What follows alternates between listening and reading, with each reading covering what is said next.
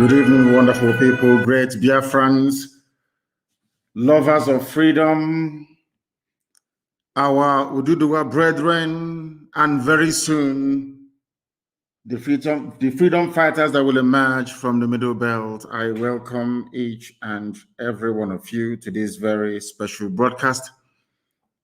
I am well aware that given what has transpired in the past few days,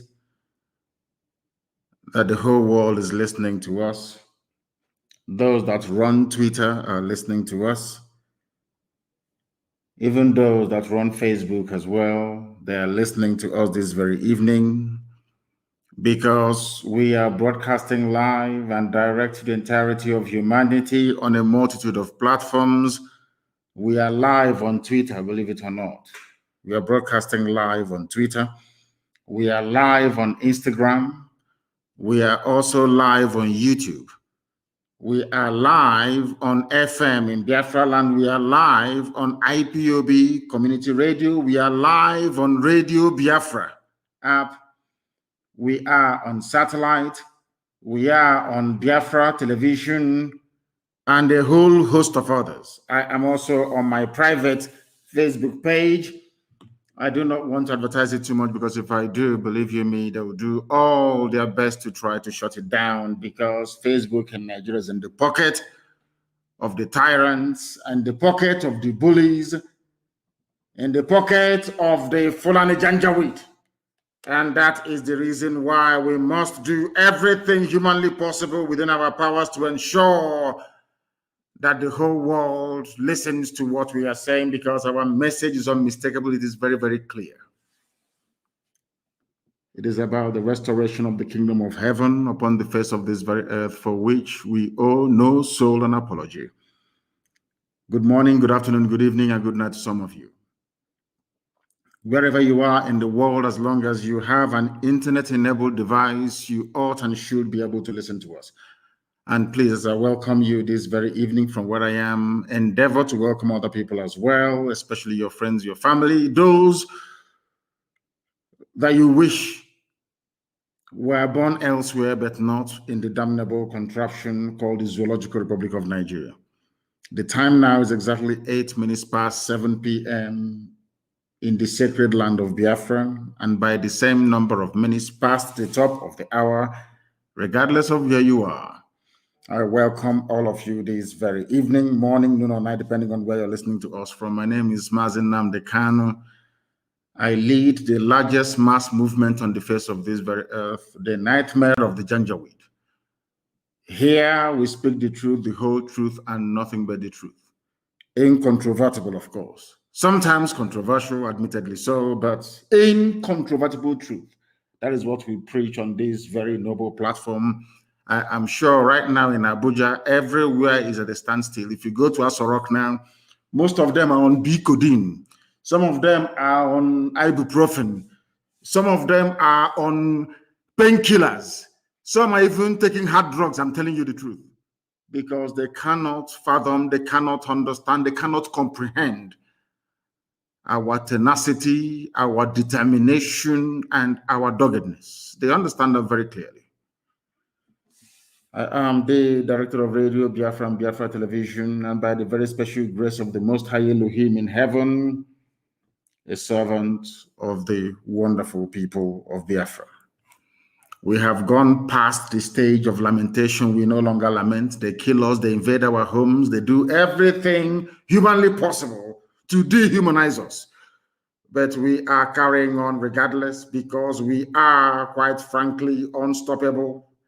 They are incapable of stopping us. That is why this evening, regardless of where you are, you must participate. Get your pen and your paper ready. If you're a Janjaweed, you get your chalk and your slate. Because this evening we are going to lecture, we're going to teach, we're going to enlighten, we are going to bring knowledge to you. And if you are discerning, if you are the discerning type, believe you me, you ought and should be able to learn a lot this very evening. Morning, noon, or night, depending on where you are. This very broadcast is going out to the whole world. Everybody is listening all over the world. Heads of governments are listening. Social media giants are listening. Everybody wants to hear what we have to say. It is a gospel, a message given to us from heaven itself, and we must preach it to the living. First of all, before we proceed, you must understand that we are in a season of prayer with intermittent fasting now and again. We are reading the book of Psalm from number 1 to 150. Today is our 7th day, and I am going to pray my prayer this evening as it is customary for us to do on this noble platform. And I'm going to pray the prayer of David from the book of Psalm, chapter 7.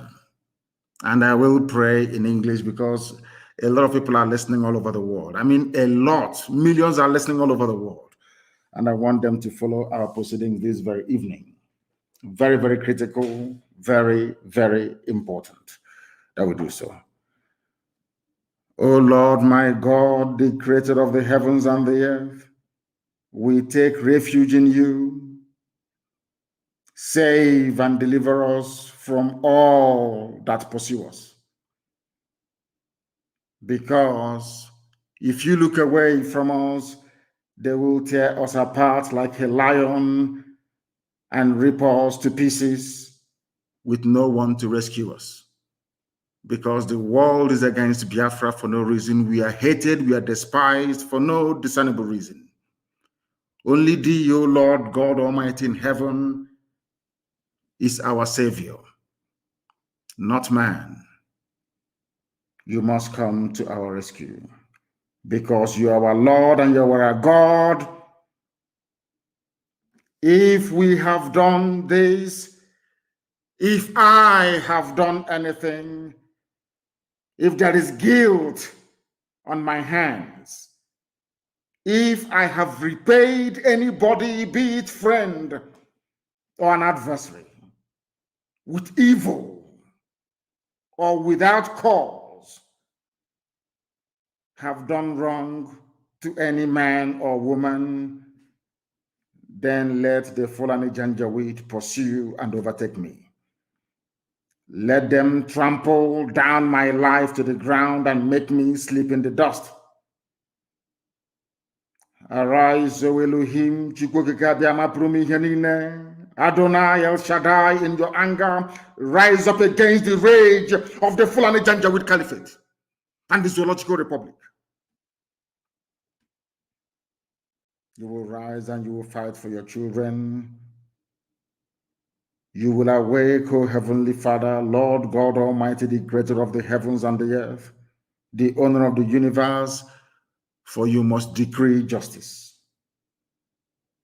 Let your children and all men and of goodwill gather around you while you sit on top of your throne in the highest of the heavens, the habitation that only thee can ever occupy. Only you, O Heavenly Father, will judge the people. You will vindicate me. O Lord, you will vindicate IPOB.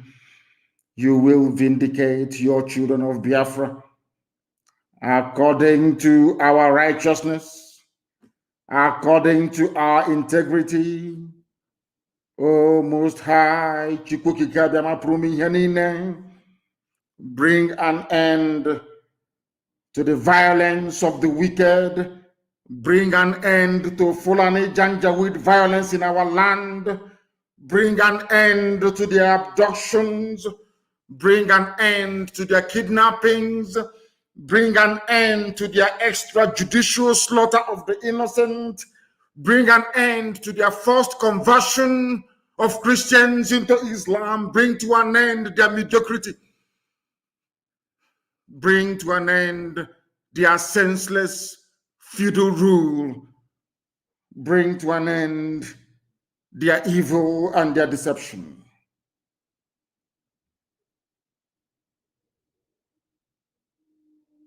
Come and secure the righteous, because only you, O God Almighty in heaven, can see in the dark. Only you know the hearts of men. You are our shield. We have nobody. Between 67 and 1970, the whole world ganged up and fought against your children. We did not steal anything from anybody. We did not go after anybody's possession nor inheritance. We were on our own in the land that you gave to our ancestors. They conspired, they connived, they colluded to kill us. Over 5 million people. We are dead at the end of it. You are our shield. We do not trust in any man or in any state. We trust only in thee, because you are God and you always save the upright at heart. Anybody whose heart is clean, oh Heavenly Father, to those you do not abandon to their enemies. That is why you cannot abandon IPOB. That is why Biafra can never be abandoned. Because your words are yea and amen. You are God, you're not human. Facebook may have been bought over by Nigeria, and we pray that Twitter will not succumb to their threats and their violence. You are God and you are not pride and a just judge. But you are also a God that displays his wrath every blessed day. If Fulani Janjaweed do not relent in what they are doing, if the Fulani Caliphate continues to pursue this scorched earth policy of abductions and murder and mayhem, then you, O Lord God in heaven, you will sharpen your sword, you will bend and string your bow, you will prepare your deadly weapons, you will make ready your flaming arrows. Whoever is pregnant with evil conceives trouble and gives birth to disillusionment. That is what is happening in the zoo called Nigeria. Nigeria is pregnant with evil because it conceived trouble and it has now given birth to disillusionment. All the holes that the Fulani Janjaweed are digging for us into that pit, they are falling into one after the other. The trouble that they have caused will always rebound on them. Their violence will come down on their own heads. O Heavenly Father, for we shall give thee thanks always, all the days of our lives, because only thee is righteous. We shall sing songs of praise unto your holy name, O Most High. For as long as there is a child on this earth of Biafran descent and heritage, O Heavenly Father, we shall worship your name and your name alone, now and forevermore, we pray. He said, that was our prayer this evening. We are now going to proceed without further hesitation to bring to you the gospel which I have been mandated by heaven to preach to the children of men. First of all, this evening, morning, noon, or night, depending on where you are, I want to congratulate Twitter for standing up to the Fulani bullies. They are bullies, that is who they are. They came into Gobe, which is today's Sokoto. They bullied the Hausa people. In fact, they convinced Hausa people to fight themselves. At the end of the day, they became the beneficiaries. The Hausa kingdom of Gobe became Fulani Emirate, called Sokoto. Facebook, I must say, capitulated. Facebook came to Nigeria, made their headquarters in Africa, if I'm not mistaken, or is it West Africa, in Nigeria, and proceeded to receive huge sums of money. The entire staff of Facebook in Nigeria are under the payroll of the Ministry of Information and Culture. They are all compromised. Facebook capitulated because of money and threat from the dead dictator that the Fulani cabal are now ruling in his name. Therefore, I say to Almighty God, thank you very much that Twitter chose Ghana instead of Nigeria, because sometimes I imagine what would have become of Twitter had they made their headquarters in Nigeria.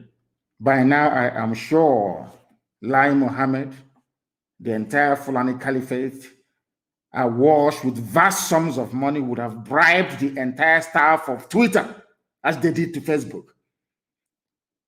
And their mission, rather than being one where thoughts and ideas are shared over the social media, they would have gone straight on into censorship and restriction, the same thing that Facebook is now doing today in Nigeria. Because Facebook's mission today is to stop free speech and every article that is critical of the government of Nigeria.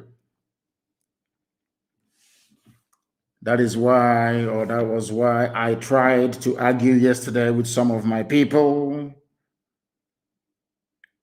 that the Attorney General of the Federation of Nigeria, Malami, ordering the prosecution of offenders is not only laughable, but it is the height of unforgivable idiocy. Before we came on air, my good friend Fani Kayode and a few other people like Obi Ezekwesili and ex-governor of Ekiti, Fayoshe, they tweeted and damned the consequences, because Twitter ban in Nigeria cannot be effective because it is not backed up by the full weight of the law. It is an executive pronouncement. It does not have the backing of the law. This evening, Nigerians must understand that they do not understand the law, but here we are going to teach you how to understand it. Malami said he was going to prosecute offenders. In other words, if you tweet, you'll be prosecuted. But all the Buhari support group, all the Janjaweed spokespeople, they are still on Twitter tweeting. That is the double standards of the Fulani. When we say that, Lai Mohammed will say, oh, Nnamdi Kanu is spewing hate speech. It is not hate speech. All I'm trying to do is to highlight the double standards of the ruling Fulani Caliphate. Because Fulani Caliphate are the people, they are the people ruling Nigeria. There is no Buhari. That is the fact of life. You can deceive yourselves all you like from now till the kingdom come. The truth of the matter is that Buhari is dead, buried in a shallow grave in Saudi Arabia. That is the truth of the matter. Sue me anywhere if you like, but of course not in the zoo court, because anyway, they're on strike. I want to ask Malami, under which law of the Federation of Nigeria are you banning Twitter? Under which law? Are you now saying that executive pronouncement by whoever is the head of state or the president of the zoo becomes law? Is that what you're trying to imply? If that is the case, then that means you don't understand what Montesquieu went through in order to put to paper his treatise on separation of powers. It means you did not go to school. You're not an AGF. It means, of course, you're a quota lawyer, so you know nothing. Under which law, I asked the Fulani Janjaweed, including those in Asorok, because I know Buhari is not there, so maybe I will address Garba Shehu, Femi Adesina, maybe El Rufai, running the show from Kaduna, and of course, Malami. And what's his name again? Their so-called secretary to the government, or chief of staff. What's his name again? The man from Kwara State. I don't know his name. I want to ask these people, Nigeria has three ways of making laws. The one in the Constitution of Nigeria, the one that they make at the National Assembly, and any judicial pronouncement in a court of law. These are the only three means by which any law can come into existence under the current jaundiced democratic rule that you have in Nigeria. So I'm asking them, where is it in your 1999 Constitution or any statute of state that using Twitter is a crime? I want somebody to please try and tutor that very Janjaweed, the Attorney General of the Federation of the Zoological Republic, called Malami, that an executive directive is not a law binding on the people. That is something some of you don't understand. When they say, come and register for NIN, all of you run and register for NIN, go and do BVN, do BVN. It is not backed up by the weight of the law. Therefore, it is not binding on everybody. I give you a very simple example. Remember most of the laws, that most of the executive decisions that were taken by Donald Trump, how quickly they were reversed. And in most cases, some courts said they will not even uphold it. It was turned down. It is not binding on the people. It is an executive decision. It is not a law. You can't wake up in the morning and say, oh, I am banning Twitter because of that. Nobody should use Twitter. Are you mad? Who are you? If Nigeria does not want Twitter in their territory, all they need to do is to go to the National Assembly and pass a law or a bill saying we no longer require the presence of Twitter in our land. That now becomes law, punishable by whatever thing that the law courts may deem fit. Only then will the use of Twitter be prosecutable. You cannot prosecute somebody based on executive fiat. It is not done anywhere in the world. But because they are bullies, they do not understand the niceties of the law. Therefore, any instruction by those claiming they are Buhari or the Attorney General of a Buhari to arrest and to prosecute Nigerians still using Twitter is null and void, because there is no law criminalizing the use of Twitter. And nobody, no president in a democracy has the prerogative to make laws by virtue of his or her pronouncements. It is not done anywhere in the world. That is why you have a democracy. But of course, some of you in the cow republic, you don't understand what we're talking about. Some of you are not learned enough to appreciate what we are discussing this evening or this very gospel that I'm bringing to you, but that is a fact. You can be a president. You can issue directives, but you do not make the law. That is why you have the National Assembly. That is their job. Once they make a law, that law now becomes binding on everybody. That is how civilized people behave. You cannot ban anybody.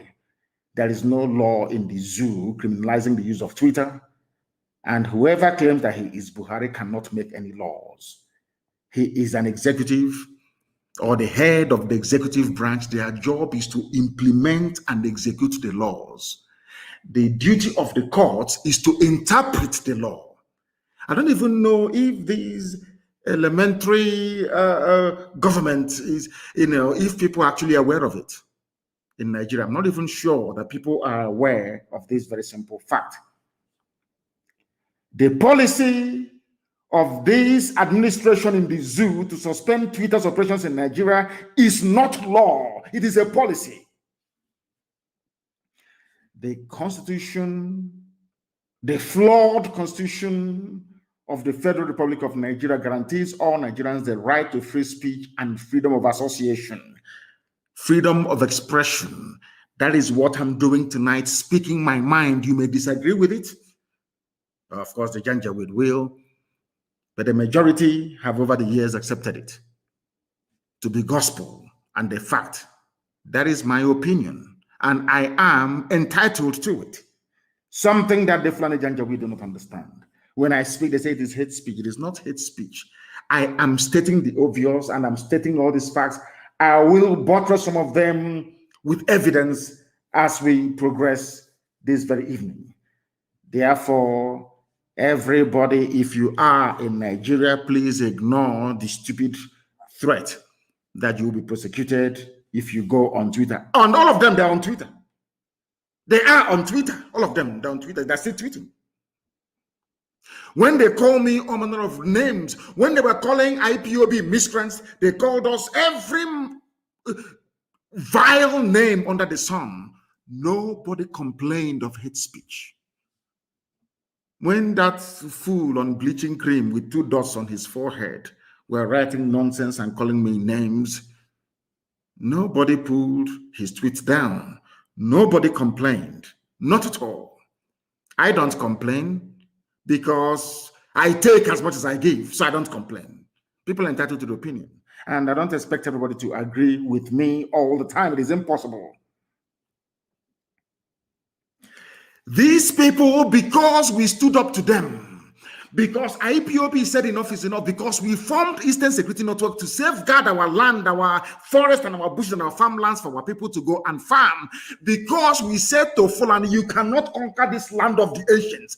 That is the only crime we committed. That is the only crime we committed. They went overboard. We are going to speak in the language you will understand. But Boko Haram, ISIS in West Africa, Ansaru, Miet Yala, Fulani foreign bandits, Fulani local bandits, Fulani terrorists in general, Al-Qaeda in the Maghreb. These are all terror franchise run by Fulani people in Nigeria. That is a fact. It is not hate speech. It is a fact. These people in Asorok never spoke the language that Boko Haram understood. They never spoke the language that Fulani headsmen, the same people. What I find astonishing is that these people, they will ignore the timber, the tree in their own eyes, and they'll be looking for a tiny speck of dust in your own. I want to ask Fulani Janjaweed, have you dealt with Boko Haram in their own language? Did you go to the north massacring people, abducting people, killing them, basically committing genocide in broad daylight as you're doing right now in the east? The answer is no. Throughout the years of Fulani rampage through the Middle Belt, have you ever read the riot acts to them? The answer is no. But the whole world, what I find astonishing is the hypocrisy of man. BBC, Twitter, Facebook, all the rest of them, New York Post, everybody, Sky News. All of you are witnesses to this march of the Janjaweed across from the Sahel into the Middle Belt part of Nigeria, killing, slaughtering, and maiming people. All of you are aware. Nobody will ever say to Garba Shehu, why did you not read riot acts to Boko Haram, to Fulani, your fellow Miet Yala, that you gave 100 billion to? Why didn't you read it to them? He read a riot act to IPOB. He read, can't you, the president has spoken. And when I say it, sometimes people take offense, but it is a fact of life that there is something fundamentally wrong with us. I've said this many times because I know that the owners of Twitter, they are listening to my broadcast this evening via that very platform. I want them to understand that I am also self-critical. We are our own worst enemies because of the way we reason, because of the way we think. And that is why Black people are at the bottom of the pile all over the world, wherever you go to, because of how we reason. The same person trying to address the issue of insecurity in the East in the language they will understand failed to address his own people in the language they themselves will understand. Now, I believe that you're following what I'm saying. Please pay very close attention. When it comes to Biafrans, the Easterners, to Igbo people in particular, there is this great understanding. There is this unity of purpose that an Igbo man should be hated and killed if need be. It didn't start today. It started all the way back in 1945. And as most scholars and commentators have noted over the years, Anywhere you go and you find hardworking people, people who are blessed by God, they attract envy. The only reason why those idiots like Garuba Shehu will be mouthing all their rubbish and saying, "Oh, we are going to speak the language they understand," is because of their natural hatred for Biafran people. Is there anywhere in the world, even the Armenian massacre has been recognized by the US Congress as being a genocide worthy of note? We lost 5 million people. Some of you don't even ask yourself questions sometimes. How come Biafrans lost 5 million people, yet nobody's talking about it? It's because of that palpable hatred all across the board for no reason. These are the demons that we are fighting on a daily basis. Now, you want to teach Biafrans a lesson or speak to them in the language they will understand, which is the language of genocide. That was the reason why the tweet purportedly made by Buhari was taken down by Twitter. But let us just go back a little bit and at least put on our thinking cap this very evening, morning, night, depending on where you are, and ask ourselves a very simple question. Who brought insecurity into Nigeria? Bandits killed 91 people. By bandits, I mean these are Fulani people. Fulani terrorists killed 91 people in a place called Danko Wasagu, local government area of Kebbi State.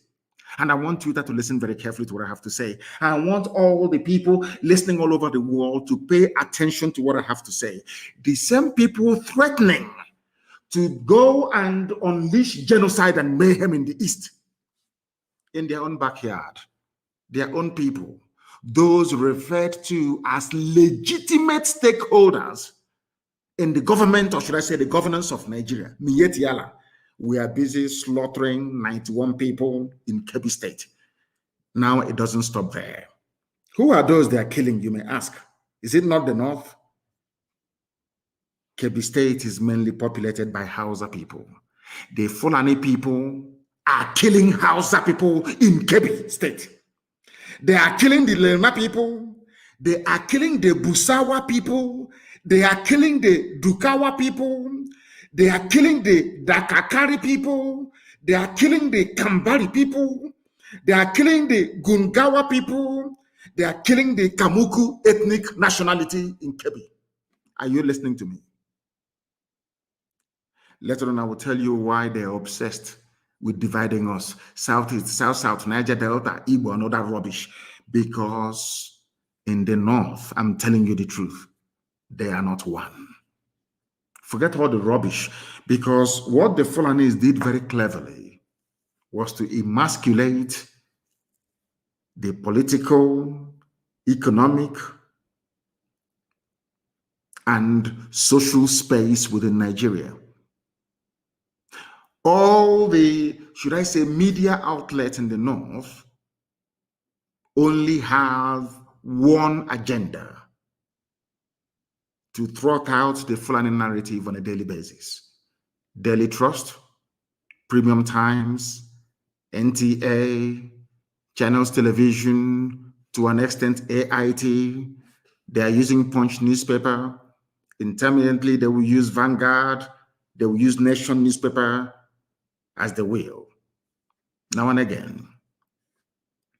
In Kebbi State, as they are busy telling you about Southeast and South, Niger Delta and Igbo. Delta is not even all that rubbish.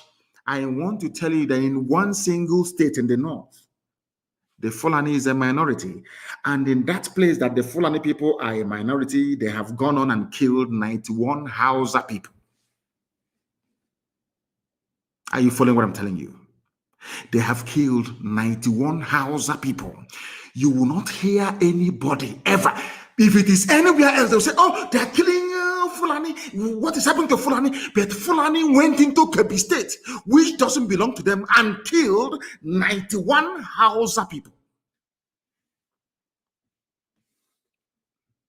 This happened 2 days ago. No, in fact, basically on Saturday, very early morning on Saturday, it happened yesterday, to be honest, the 5th of June. The police command in Kebbi State on Saturday confirmed that bandits, they don't want them to be called terrorists, because once they're called terrorists, Boko Haram, ISIS in West Africa, Al Qaeda in the Maghreb comes to mind, and Saru and Mietiala will come to mind. So you know what the government of Nigeria did through Lai Mohammed, their Minister of Information? They said to media houses, do not call them Fulani terrorists anymore, just call them bandits. So that way the eyes of the people and the attention of the world will be deviated or deflected away from the real identity of these murderers and killers. It's a very simple strategy. Maybe it was Britain that advised them to do that. Maybe it's Katrina Lang that advised them to do that. I am telling the whole world only yesterday, as they were shouting about Southeast insecurity, we are going to kill, we'll bring in the army, we'll land aeroplane, we'll bomb everybody. In their own backyard, this same government is aiding and abetting the Fulani slaughter of Hausa people. It's here now, it's not very clear. Bandits kill 91 people in Danko, Wasagolo, confirmed by the police. And who confirmed it? The public relations officer, the PRO, his name is DSP Nafiu Abubakar. He confirmed the figures and said all the victims were killed in 8 different communities in the local government area. He said 8 different communities. These are Fulani people killing Hausa people. Telling you the Hausa Fulani. That is why I keep wondering, I keep asking Nigerians all the time, what is in your brain? What sort of substance is in your brain? Is it the white matter that God created, or is it something else that is there? As they have now corralled all the media houses in the zoo to focus on the East, Fulani are busy killing Hausa people. They'll come out and they'll say, oh, we are Hausa Fulani, but behind closed doors, they are slaughtering Hausa people. It is here now. Go and ask the DSP Nafiu Abubakar of Kebbi State. He is the public relations officer of the police in Kebbi State. He confirmed it. According to him, the command has so far recovered 88 bodies and dispatched a detachment of operatives to maintain law and order in the affected communities. There is no bombardment. Like all, no, not at all. Because they are all the Fulani, they know what they're doing. There is no bombardment. There is no shoot at sight order. There is no abduction of young men with tattoos on their body. No rape of women. No, not at all. This is in a state where 88 Hausa people were slaughtered by Fulani terrorists.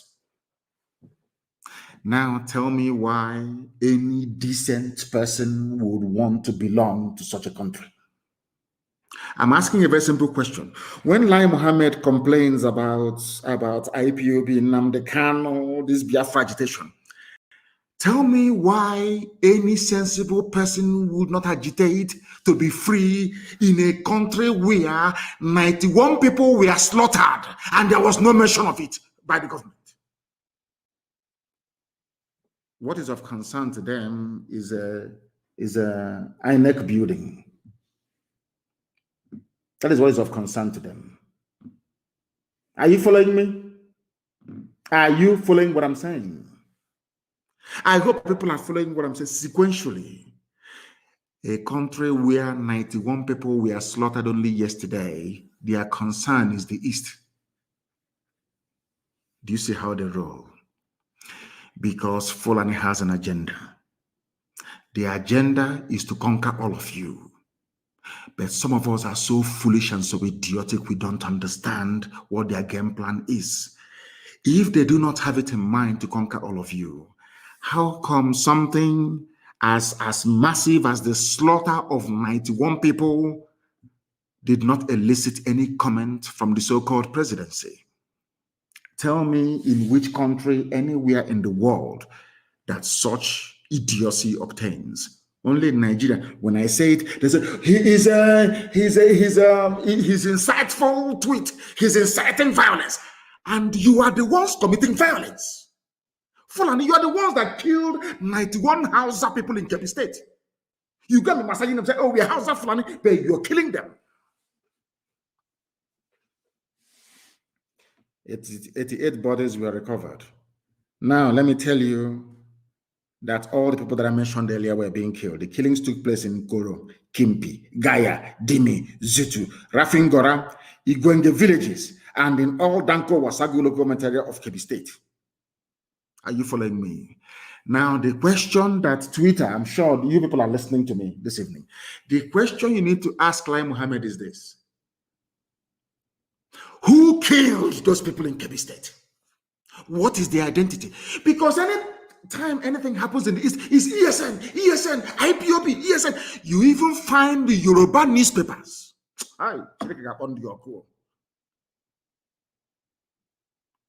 Without any investigation, they will say it's IPOB, ESN, IPOB, ESN. I want to ask Yoruba media, Yoruba journalists, you evil people, have you ever wondered or asked yourselves the people behind the slaughter of the innocent in Kebbi State? Why couldn't you say it's Mietiala? The way you quickly say is IPOB, is ESN. It is that hatred. It is in your bone marrow. You cannot get rid of it. I am not talking about the freedom fighters we have in Yoruba land. I am talking about their journalists. Journalism from Yoruba land is pure venom, designed to paralyze your thinking faculties and to render you useless. By the time they are done with you, Fulani will just walk you over. I want to ask Yoruba newspapers, how come you are saying it is bandits that kill people in Kebbi State, whereas anything that happens in the East is ESN, IPOB? Why? Do you see why I hate Nigeria? Do you see why I agitate for Biafra? Because you hate me for no reason, for speaking the truth. That is the only, you hate me for no reason. Then why should I not seek a country of my own? Given the level of hatred you have towards us. Daily Trust newspaper will be somewhere in Kaduna. Something will happen maybe in Okigwe, and he will write this IPOB ESN. He has never been to Okigwe before. I want the world to listen to what I'm saying, to understand the level of hatred directed towards Igbo Biafrans especially. To all Biafrans anyway. The other ones, they are treating them as if they are normal, but of course they are not. Fulani killed Hausa people. The same newspaper is writing Hausa Fulani, Hausa Fulani. I want to ask the whole world tonight, who are the people responsible for the killing of 91 Hausa people in Kebbi State? The answer is Fulani. And they know, but they are terrified to write the truth. They are terrified to speak the truth. That is why I cannot be in the same country with you people. You people are evil. You are evil. You see evil and you support it. You keep your mouth shut. You want Tinubu to be president. And you are paying dearly for these mistakes you're making.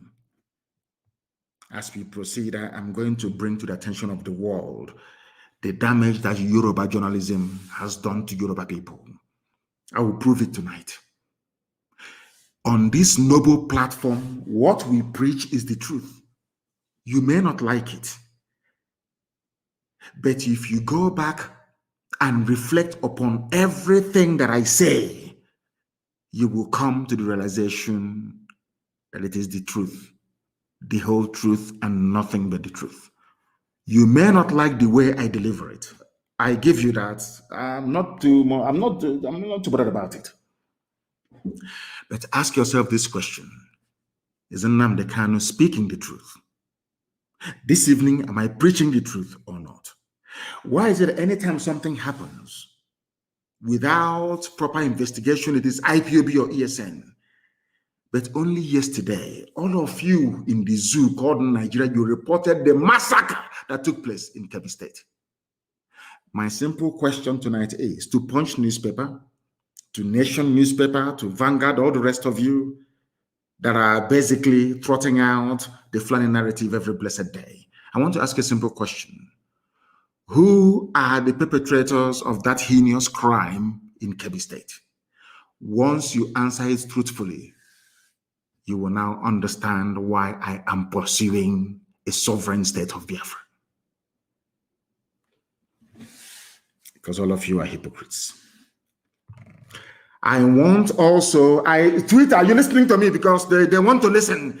Lai Mohammed told them, go and listen to him. You hear his hate-filled speech tonight, and you ban him on Twitter as they bribed Facebook to try and suppress my page. And Twitter, you're listening. My happiness is that Twitter is owned by a white man. And white people are more objective when it comes to issues of this very nature. I don't want to go into the background of Mark Zuckerberg. That will take care of itself in time to come. But I'm sure that the owner of Twitter is a white man. So he is bound to be objective, at least. I want to also let the whole world understand what is happening in the north, in Fulani-controlled northern part of Nigeria. The core north, I call them the Arewa, the Janjaweed frontier of the north. What is happening?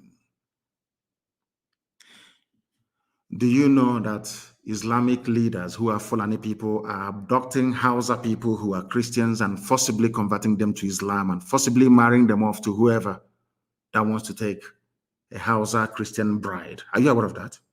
No, you're not aware of it. Because some of you erroneously think that in the north, they're all Muslims. Is that what you're thinking? No, you're wrong. Islam is in the minority in the north. You'll be shocked to know this. Now, let me explain something to you. And I must thank Inter-Society for bringing this to the attention of the world. Because they actually called for the prosecution of some Islamic leaders in Katsina State.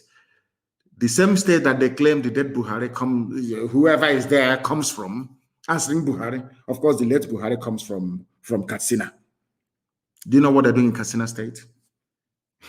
Fulani Caliphate Islamic people there are kidnapping people, young women, most of them Hausa Christians, and forcibly converting them to Islam. It may sound far-fetched, but it is true. And I'm going to shock most of you this evening. There is a group in the north. They are called the Hausa Christian Foundation, HACFO, HACFO for short. The Hausa Christian Foundation reported incidences of indiscriminate abduction of underage girls by Islamic leaders in Katsina State and forcing them to renounce their Christian faith to take up Islam. What they did to Leah Shoaib. To tell you that they are all in it together. This is what I want Yoruba media to understand. I know that some of them are Muslims. I understand that very well. But at least they are educated. They went to school. They are not quota products as you have in the north. Not at all. You have in the Janjaweed north, that is. Do you know what the group said? Hausa Christians, what they said. The Nigerian government must sanction the Katsina Islamic leaders for indiscriminate abduction and forceful conversion of scores of Hausa Christians, especially girls of underage, to Islam. This is according to a statement issued on the 15th of April, 2021 by the Hausa Christians Foundation. According to the group, there has been indiscriminate abduction of hundreds of Hausa girls and their forcible conversion to Islam. The abducted Hausa Christian girls who are under the school age of 16 are also forced into early marriage, done outside the consent of their parents. This is happening in a place called Nigeria. These are the people that want to ban Twitter. These are the people that bought over Facebook. The same people that bought over Starlink in Israel because they were carrying our signal. These people. I'm asking all of you Nigerians, for goodness sake, when will you begin to reason and to learn? They claim, are we not upholding the rule of law? So the rule of law in the north stipulates that you must abduct a little girl and forcibly convert her to Islam. This is happening. It is a report. Let me also ask those in Asorok, have you spoken to people of Katsina abducting little children about the need to understand a particular language that you're about to speak to them? Have you done that? I want the world to understand how despicable, vile, and evil Nigeria is. That's what I'm trying to do. To let you understand what is happening in Nigeria as at this very present day. People must understand the game plan of the Fulani, and I want Twitter to understand it. They will come with harassment. They will try to buy shares in Twitter. They will try to impose their own people as directors of the board of Twitter. They will try to get you to change your policies towards Nigeria, because the Fulanis have a long-term goal. They know what they're looking for. They want the total Fulanization and Islamization of the geopolitical space called Nigeria.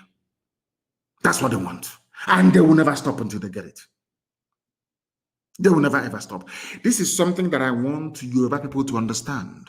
This is something I want Middle Belt on. In Middle Belt, you'll be taken. You'll be swallowed alive. I'm telling you, you will be taken. The only reason why this demonic Fulanization is not in full swing is because of the activities of IPOB and Eastern Security Network. That's what is stopping them. If not, by now, we would all be gunners. The time now is 5 minutes to 8 p.m. in the land of Biafra. We are live and we are direct. It is also the same number, say 3 minutes to the top of the hour, regardless of where you are. We are preaching a gospel that heaven asks us to speak and to preach about this very evening, and we must do so. People are saying, ESN, IPO, not people anyway, of course, the Janjaweed and those that hate Biafrans, naturally, that's what they always do. They've been doing it since 1945. It's not new. The demonization of the East didn't start today. It's since 1945. And it's never going to stop. Even when we get our Biafra, it will never ever stop. It is inbred. How did we get to where we are today? I want to ask, people must listen very attentively, please. I want to ask the whole world. You're talking about ESN, you're talking about IPOB agitation and all that rubbish, the way we speak, our violent. I want to ask the whole world, please. How did we get to where we are today? Number one question, I want to ask the Zoo media, Nigerian journalists. In 2014, what did IPOB do to warrant the massacre of people in Onitsha and the Enugu? I hasten to add. In 2015, let me also ask, what did we do to deserve being massacred on October and November of 2015? People talk about Nigeria as if it is one normal country or nation. No, it is not. Nigeria is a gangland. It is run by gangsters, basically, masquerading as politicians. This is something that Twitter must understand. The world must understand it. It is a fact. Let me ask you. You see the Shia people, Shia Muslims of El Zagzagi. What did they do to deserve to be massacred in Zaria? Were they violent? Were they carrying arms? Let me leave Shia. Let me come to IPOB once again. In 2016, I was in detention. I was in detention in Abuja. People gathered to remember 30th of May, 2016. We got together in a place called Mpo. Or should I say at a place called Mpo? I have to be grammatically exact. To pray, to remember the dead, exactly what we did a few days ago. Do you know what happened? I want the world to understand. I hope Twitter can follow what I'm saying. I want mankind to understand. On the 29th, on the evening of the 29th of May, 2016, Nigerian Army, Nigerian Police went to a place called Mpo and killed over 1,000 people. Now you'll be wondering, what did they do? What's their crime? Their only crime was to gather together to try to remember those that died between 1967 and 1970. The army went there and shot over 1,000 people dead. Am I lying? Nigerian journalists, am I lying? After all, Amnesty published a report about it. A report was published by Amnesty International on this very massacre. I want to ask everybody then, was there any ESN, any arms anywhere? Was anybody carrying any guns or anything of that sort? It's only the flag. You shot people dead. Have you all forgotten? You zoo people, have you all forgotten what you did in 2016? Let us go to Aba. If you doubt me, go and look at the clip, and I want it everywhere tonight, please. The clip of that Al Jazeera journalist interviewing the late dead Buhari when the idiot was still alive. You know, sometimes I want to sound statesman-like, but it's not possible. I'm dealing with animals in a zoo. How can you wear a suit and you be playing with monkeys? It's not possible now. You'll get dirty. So it's better you take off everything now and be naked like them and be swimming in the mud. Isn't that the best thing to do? Sometimes I come on air and I want to sound very statesman-like, but it's not possible because we are dealing with vagabonds, to be honest with you. Why did I call them vagabonds? Listen to my reasons, please, before you castigate me. Those you massacred at Mpo in 2016, what did they do to you? Were they violent? Were they armed? Those that you criminalized for asking for self-determination, do you know that it is a deliberate policy of the Nigerian state with their neo-colonial handlers to be calling us secessionists? Sky News published an article a few days ago and called Sky News in the UK called IPOB a secessionist group. New York Post made the same mistake. Reuters, everybody calling us secessionists. Now, I want to ask them a simple question. Why is it that you don't refer to Scottish agitation for self-rule a secessionist movement? Oh, because they are white. Okay, sorry, I do apologize. They are white. What do we know? We are black monkeys. We know nothing. Nicola Sturgeon can agitate for a separate homeland for the Scottish people. Sky News will not call it secessionism.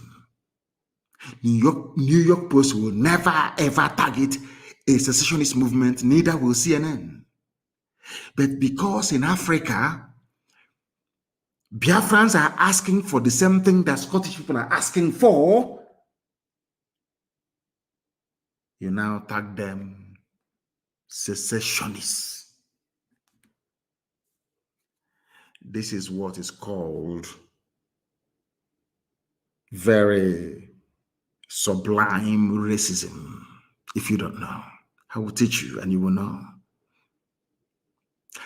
In Europe, it is called ethnic nationality. In Africa, it's called a tribe.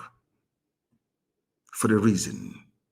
I'm asking the whole world this evening, why is it that Nicola Sturgeon, the leader of the Scottish people, asking for Scottish independence makes her, they don't even have a name for her. If I ask for the something that Nicola Sturgeon is asking for, Nnamdi Kanu becomes a secessionist. How did we get to where we are today?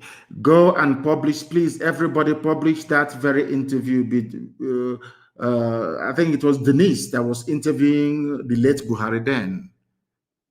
We were praying in Aba National High School in Aba. Twitter, are you listening to me? Before they ask you to ban me tomorrow morning. So you want to understand why we are upset, why we are angry, why we address Nigeria as a zoo. I'm not telling you the reason why. Or should I say the reasons why. We gathered in Aba to pray. National High School in Aba to pray. These your newfound friends now, Nigerian police, they came, they opened fire and killed people. And I want to ask the Nigerian police that kill people, those playing inside National High School in Aba, were they carrying any guns? It's a simple question. Ibazu is that the governor of Abia State. All those people you shot dead, were they? In fact, they were even running away your position and killing them. You packed some of them, you thought they were dead, and you put them in a pit along Aba Iguacha Expressway, and you poured that seed on them. Luckily, one person survived that very ordeal. I hope that Yoruba journalists are listening to me tonight. I hope you're listening very carefully and attentively. You want to understand why we're upset? I'm not telling you why we're angry and why we want Biafra. You thought they were dead. You shot so many people dead. You packed their bodies and dumped them in a borrow pit. In order to make their identification impossible, you pour that seed on them, on their faces, to disfigure them, true or false. We have a survivor of that very ordeal, and his plight was well publicized. I even think that CNN even carried the news at some point. But you know one funny thing? Yoruba media never carried the news. But we're in one Nigeria. They wanted to be good Nigerians. We all need to be good, but they never carried the news of this grave injustice being done to a people. Are you following me? Why did we form Eastern Security Network? Why? You know, ESN, if you go now, ESN, the militant wing of IPOB, the armed wing of IPOB, that's what they're saying. That is why, to be honest with you, I don't give a damn who bans me or who doesn't. I don't give a toss. I must preach that which heaven have asked me to preach. How and why did we form Eastern Security Network? Why and how? What happened? Are you following me? What happened? We formed, I think his name is Jack and of Twitter. Jack, the reason why we formed Eastern Security Network was because our mothers were being raped when they go to the farm. Our daughters were being slaughtered, cut into pieces. Why did we form Eastern Security Network? Because our mothers were being killed and raped in the farms, our fathers were being slaughtered. We can no longer go to the farm. Our forests and our bushes were unsafe. Was that not the reason why ESN was formed? I'm asking Yoruba journalists. Is it not the same reason why you formed Amoteku? Is that not the same reason why? Don't Amoteku carry pump action? Is Amoteku not armed? Is anybody remotely suggesting that Amoteku is the armed wing of Yoruba liberation movement? I'm asking this question. Now, the thing is, you people, you are Southerners, you are black people. Some of you are well read. But what I don't understand is, why do you keep gravitating towards evil? Why do Yoruba journalists always want to support evil? I can't understand it for the life. I don't know why they do that. Amoteku is armed, clashing with Fulani headsmen in your forest. Is that not correct? Anytime we drive away Fulani from our forest, you now come back to us and tell us that we are armed wing of IPOB. forgetting the reason why we formed it in the first place. What is happening in Oyo? There is massacre going on in Oyo. I'll get to that later on. Do you know my happiness today? Miyetti opened their mouth and said, we are no longer in the southeast. That's what they said. And our people keep forgetting those that made it possible for these terrorists and murderers to leave our land. It is Eastern, because of Eastern Security Network. Eastern Security Network. That's the reason why. In case you don't know, IPOB made it possible. Do you know that it is only in the East, in Biafra land, that Miyetti Allah openly confessed and said, we no longer have a presence there in the whole of Nigeria. Only in Biafra land. Do you know why they said it? Because we drove them away from there. Eastern Security Network drove them away from there. Do you understand? They said, but insecurity has persisted, despite the fact that we are no longer in the East. This is Miyetti, the fourth most deadly terrorist group in the world, in the whole world. And I want Twitter to understand what I'm saying tonight. The fourth most deadly terror group in the world is Fulani headsmen. According to the Global Terror Index. Go and Google it. The only place Fulani said we are no longer moving our cattle, raping and killing people is on Biafra land. And which people made it possible? Who are the ones that made it possible? Intellectual man, who made it possible? I'm asking you. Something that all of them couldn't have done. We formed ESN December of last year, and by May of the next year, Fulani confessed we are no longer in the southeast. Now tell me who is there killing people? Fulani soldiers, Fulani policemen, Fulani DSS. Because we defeated their foot soldiers, Miyetti Allah, they got upset. That is why you are seeing this level of disproportionate deployment of soldiers and police in the East. Fulani is upset. They have taken over parts of Yoruba land. they are comfortable. Can't you see that they are not worried about Yoruba agitation? They are not worried. They know where the problem is in the East. Are you following me? They are not in our forest, so if we find them, they are gone. They cannot be there, and they understand it. Fulani must know that we are more stubborn than they are.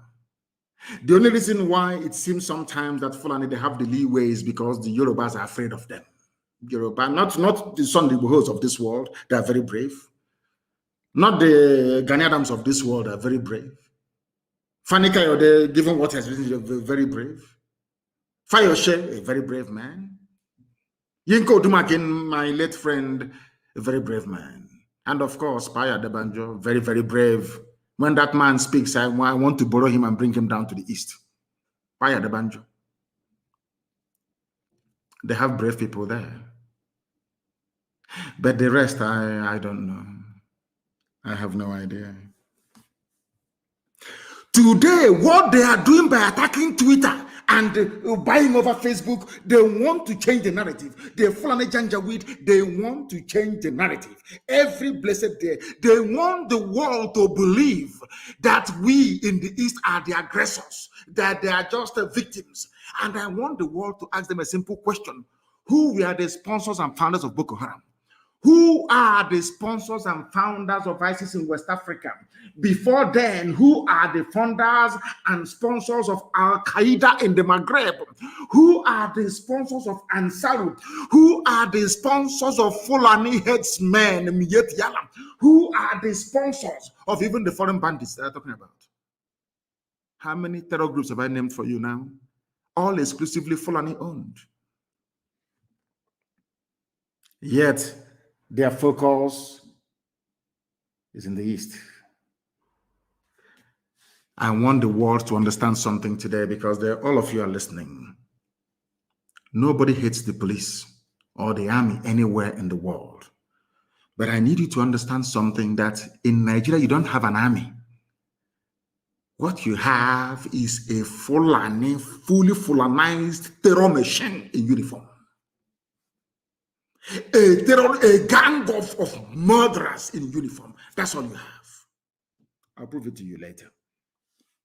We are not going to allow the Fulani to change the narrative. That is why they're upset.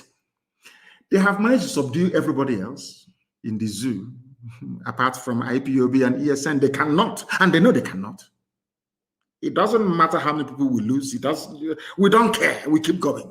I lost my mom and my dad, and we are still marching on, aren't we?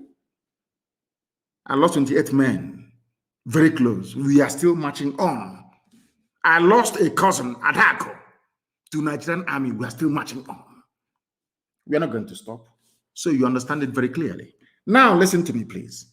The reason why anytime you see them, IPOB, what they're doing, they want to break the country. The elders must rise up and speak. All those fools. Let me tell you something you don't know. We are the way we are because you made us so. Your hatred for me is what conditioned me over the years to react to you the way that I'm reacting to you, because you are evil. Nigeria is an evil entity. Very, very satanic. You want to change the narrative. It's IPOB, they're the aggressors. I saw some women, was it yesterday? Give them their Biafra. We don't want to die. Look at murderers calling other people murderers. Can you believe such nonsense? The Fulani leaders, you cannot win. You cannot defeat IPOB. You people were the ones that established many terror organizations in Nigeria in a bid to overwhelm the country and take over the territories for your Fulani people. IPOB became a stumbling block to that very janjaweed expansionist tendency. True or false? Am I lying? You were ruling Nigeria before, doing everything you like, controlling NMPC, controlling the seaport, customs, everywhere you ever. Now, finally, because you felt that you've subdued everybody else, now you can now march on with your foot soldiers into the east, because you've taken over Yoruba land. Of course, I know that very well. You came and we said, no, you can't come into this land to take it. Come and do your business and go. You said no. Now, because we defeated Miyetti Yala, you now brought in police and army with official uniform, official badge to come and kill people. And I also want to remind Twitter, because they're listening. Twitter, please. Do you know that in the Nigerian army and police, there are terrorists there? Are you aware that Nigeria actively recruited terrorists, killers and murderers and rapists, and gave them army and police uniforms? Are you aware of that? How can anybody, Yoruba journalists, how can you people in your infantile stupidity refer to Nigeria as having an army or Nigeria police? Or where are those terrorists that they conscripted into the Nigerian army and Nigeria police? Where are they? People without shame, where are they? I'm asking you. Fulani, you want to change the narrative? Of course not. They want to put the blame of insecurity in Nigeria on IPOB. Can you believe that? Can you believe these people? Can you believe them? Can you believe these people? And luckily, as God will have it, they are slaughtering themselves in the north. But IPOB securing the east are the ones to be blamed for the insecurity in the east. There is a clip I want everybody to play, please. Hope Uzodinma opened his mouth and said, I invited the army to come into Olo. There was nothing happening. Fulani, the Hope Uzodinma gave Fulani land in Olo to do Ruga, Fulani settlement. And we said no. We drove the Fulani murderers and terrorists away. Hope Uzodinma now invited his friends, his masters from the north, to bring in their army and heavy machinery into Olu to kill us. That was how all these things started. All of you, you have forgotten. My black people in this UG, black, you have all forgotten the Genesis. The same way that all of you that are blaming Boko Haram is a terrorist group, Boko Haram, what they're doing. But when Nigerian police were busy killing their leader and killing everybody else, all of you were just there drinking Fradununu or doing betting on Chelsea versus Man U or Liverpool versus Man City. Nigeria army and police will go out and commit atrocity upon atrocity. All of you will be there, you keep quiet. Any day, those people out of anger rise up and retaliate. All of you baboons and monkeys will start writing rubbish. Do you know why? Because you have no conscience, you have no soul, you're a black person, you are the embodiment of evil. Is the truth. I don't care who bans whoever or whatever, I don't give a toss. I must preach the truth. Black people are wicked. By nature, very wicked people. That is why you forget the atrocities that your police and your army always commit. You forget. In a twinkle of an eye, you forget. Our army, our police. Now listen to me very carefully, please. You are blaming ESN, whereas it is the same Fulani terrorists masquerading as headsmen that are responsible for orchestrating all the insecurity in and around Nigeria. Fulani, you have Boko Haram. Fulani, talking about insecurity in the east. Hey. Whereas 91 people were slaughtered yesterday they were killed yesterday. You have the guts. You people have no shame. You have the guts to stand up and be talking about insecurity in the east. And you're a senator from Kebbi State or Kebbi, whatever they call it. And 91 of your constituents were slaughtered. You didn't see it. You are talking about east. Fulani, who formed Boko Haram. Fulani, who formed ISIS in West Africa province, ISWAP. Fulani, who formed Miyetti Allah. Fulani, who formed Ansaru. Fulani, who formed these headsmen and bandits you claim are foreign. Fulani, who brought out murderers and killers and terrorists from prison and gave them military and police uniforms. It is you people. You have now spread them around the country, causing mayhem, abducting people from schools. These are the same place. Hi, these people. Fulani, you think everybody's as stupid as you are? You go, you kidnap students from their schools in the north, you get ransom, you buy more arms, you embolden yourselves. You have the guts to conduct a live press conference talking about insecurity in the East. Don't people have shame? Anyway, you don't. Who are the bandits, or should I say terrorists, taking hostages of school children and demanding ransom? Are they not Miyetti Allah, Miyetti, the chief negotiator? Who are the people destroying farms, raping and killing their victims daily around Nigeria? Fulani. Fulani. You know what? How they manage to convince some of you is what I find astonishing. Despite the overwhelming evidence, how they manage to convince you people that they mean well for you is something I can't understand.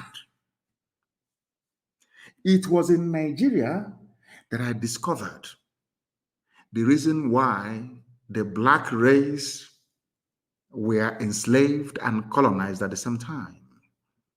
After slavery came colonization. After colonization, now we are in the era of neo-colonization. If you want to know why a black man is easier to control than an animal, come to Nigeria, you will see it. You see, Punch newspaper is a Yoruba newspaper. Tribune is Yoruba. Nation is Yoruba. In fact, most major newspapers, they have this Yoruba leaning because most of them are based in and around Lagos, including Sun, Vanguard, all the rest of them. Unbelievable. They know that their forests and their lands have been taken over by the Fulani. The journalist writing their rubbish for Punch newspaper, he cannot go back to his village. Most of them in Ogun State are refugees in Benin Republic. The person, you will have the guts to come on national television to talk about insecurity in the East. Whereas your fellow Yoruba people, they are in Benin Republic as refugees, driven away by Fulani. But because I said that no Biafran will go and dwell in a refugee camp anywhere, instead we all perish. You are calling me the instigator of insecurity. Let me tell my Yoruba journalists one thing they don't understand. If we had behaved like you people, by today we will have Biafrans in Ambazonia as IDPs. If we had allowed the Fulani to come into us playing this one Nigeria, good one Nigerian card, our land and our forests would have been taken over by the Fulani the same way they have now taken over swathes of Yoruba land. Are you following?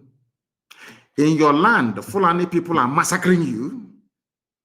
In our land, it is there. We have defeated their foot soldiers. They now brought in, gave them army uniform, official army uniform, to come to kill in our land. That's what we are facing now. Because the Fulanis, they think they're clever, but they're not. One day we will get one terrorist with uniform, and we will show the whole world what they have been doing. Fulani terrorists are everywhere, you must understand. They are the military and the police. Nigeria has no military, it has no police. What you have are terrorists, Fulani terrorists in uniform. That's what you have. No Fulani leader. I have never come across any Fulani leader condemn Miet Yala. Never, ever, ever. But one of them, the East must speak up. Silence is no longer golden. Speak up now. Speak up now. Have you ever spoken up against Miet Yala? Have you spoken in the past against them? Against your friends in Boko Haram and ISIS in West Africa that are considered even more deadly than Boko Haram? No, you have not. But you want Eastern leaders to rise up and speak against those that drove away your terrorists from our forests. Does that make any sense to you? Of course not. No Fulani leader has ever condemned what their people are doing. The same people are today threatening us. Fulani rulers trade with genocide. Activities of ESN is the reason why we are coming. You are angry because we defeated your foot soldiers in the forest. We drove you terrorists away from our land. That is why you're upset. Once in a while, you give them uniform, army uniform to come and kill people. That's all you do. Any day we respond now, we capture them or we kill them, you run to Twitter. Can you see they're killing Nigerian soldiers and the police, our security architecture? But you cannot speak the truth by telling the whole world that these same people were once terrorists or are still all terrorists even till now. Do you understand what I'm saying? Do you see why we are agitating for Biafra? Why we don't believe in Nigeria? Why Nigeria will be destroyed beyond repair?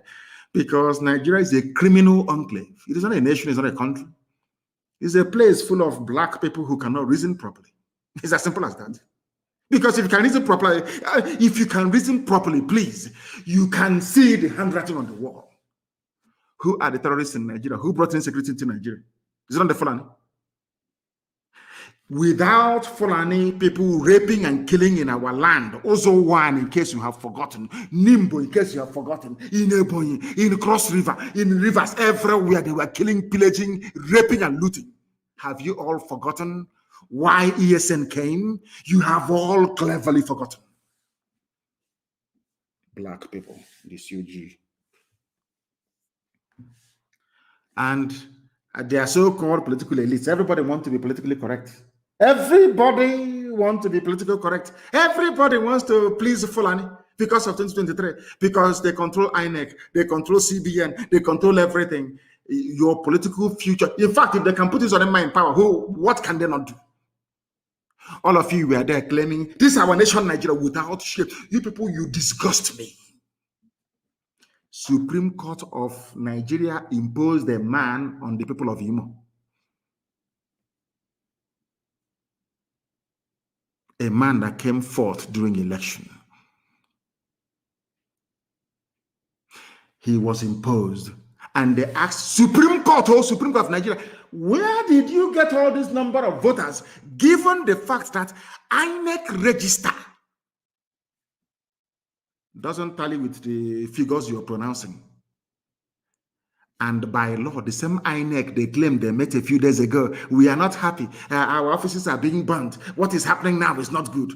The same INEC that you charged by law to conduct elections went to Supreme Court and said to the judges, the figures you're using, they are wrong. The judges said our decision is final. Purpose of them is the governor of Imo State. And you want people to accept that rubbish? You must be mad. You must be mad. What we are doing is to teach the next generation how to defend their lives. ESN was born out of the need for self-defense. And we have done a very marvelous job. That even Mietiala confessed. Anywhere you see people claiming they're flying, these are terrorists that they brought in and gave them uniform to go and kill. That's all. To go and kill. And I want Yoruba media to listen to me very attentively now, please. You see, there's a prayer I always pray, and I will say it in Igbo language, the oldest language in the world. Maybe that is why Britain hates us so much, because we are the oldest people on the face of this very earth, Igbo, ancient people. And that is the center of the world as well. I'm sure you know that by now. 0 longitude and 0 latitude. You know that the Greenwich Mean Time is 1 hour to the left. It's not the proper central time of the world. The proper central time of the world is where the 0 longitude line meets the 0 latitude line, which is in Biafran waters, for your information. So you know, we are the center of the world. That's why we're having H-O-W, the very first place that the light of God had to shine on this very earth. Gani Adams, Iba Gani Adams, the Are Onakakamfo of Yoruba land on Sunday said, that's today, with the killing of over 50 people in Eganga town, Ibarapa, Okogun area of our state, it is evident that war is imminent in the country. Please tweet and listen to me. Who killed Yoruba people in Oyo? Are they bringing... You know, sometimes some intellectuals and efulefus, they prefer, they look for their own to blame all the time. I want to ask them a question. The RA, the war commander, the generalissimo of Yoruba land is Eba Gani Adams. Earlier today, he said that war is imminent in the country. A Yoruba man. Why is he saying it? Because 50 people were slaughtered in Oyo State, in Yoruba land. But a Yoruba journalist writing for Punch or writing for whoever is still talking about one Nigeria, our country, Nigeria, this is our nation, let's move forward. But in his village, people are falling down like flies. Are you following? I want to ask the world now, who are the people responsible for the slaughter? Yesterday was 91, today is 50. You know, one Nigeria, isn't it? Let's move our country forward. We Nigerians, we have to attack Twitter. We Nigerians. Fulani is singing the mantra of one Nigeria, and you're joining them, facing the altar, singing one Nigeria from the back. They're slaughtering you from the back. They are slaughtering you from the back. When you speak, hey, it's hate speech, it's incendiary, it's insightful. They bought over Google, you know. Nigeria bought Google. They put in so much money in Google. You don't know that because of IPOB and then Nnamdi Kanu. So much money in Google. If you go to Google now, the number one, if you Google Nnamdi Kanu, if you go to Google and you write in Nnamdi Kanu, the first thing you will see, Nnamdi Kanu's tweet removed for insightful statement. Up to 4 or 5. Every other thing I said, no. Mankind is evil, honestly speaking. I'm telling you the truth. Even Google was bought over. They bought over. That one loves money. They gave him money, Zuckerberg. And he took money and handed over Facebook to Lai Mohammed in the zoo. Anything you write. If they kill us, you publish the pictures, no, they ban you. You talk about it and they ban you. That is why everybody must be on Twitter. I've told you that before. And the events of the past few days have justified my call for each and every one of you to go and open a Twitter account, be on Twitter. Everybody must be on Twitter. That's where you do the damage to the zoo. That is why they're crying and complaining and lamenting every blessed day. I will not let him go. Forgot all the nonsense, all the noise on the pages of newspapers and all that rubbish and on channels. Ask about bunkum. As if it will matter to us. It doesn't matter to me. It doesn't matter to me what you write, what you say, what you gossip is irrelevant to me. You know that very well, don't you? Eba Gani Adams said he condemned the gruesome murder of innocent residents of the town and warned Fulani headsmen and bandits to stay away from the southwest or be ready to face stiff resistance. Aha! Tomorrow now, when maybe OPC, when they now get together to resist the Fulani, you claim that OPC is looking for war. But Fulanis are there now slaughtering them, isn't it? All of you are hypocrites. The killings happened in the early hours of Sunday and brought the entire Igaga town and its environs to its knees, with over 50 people dead, cars burnt, and over 20 houses burnt. That's their signature. Burning of houses. Do you people know who actually brought in burning of houses into the, should I say, the thinking or mindset of Nigerians? Do you know who brought it in? It's the army, Nigerian army. They are the ones. They go to your house. They kill you. If you escape, they burn your house down. The same Barrister Joffo, they attacked his house again last night to kill him. They came, was it not last year, and burnt his house. Do you know that the Nigerian army went to Fela's house in those days? People talk about unknown gunmen, unknown goat, unknown cow, unknown pig. Who started the phenomenon of unknown? Nigerian government under Obasanjo. They sent soldiers to go and kill Fela and his mom. They went to Fela's house after causing the death of the mother, of course. They burnt the place down. Nigerian army. They asked them, who did it? They said, unknown soldiers. All of you have forgotten. These are black people that don't read. You don't even know history. They asked Obasanjo, who were the people responsible for invading Fela's home, Fela and Nicolas Bokuti, his home? They said it's unknown soldiers. Oh, dear me. Nigeria. You see Obasanjo tomorrow, this insecurity is getting out of hand.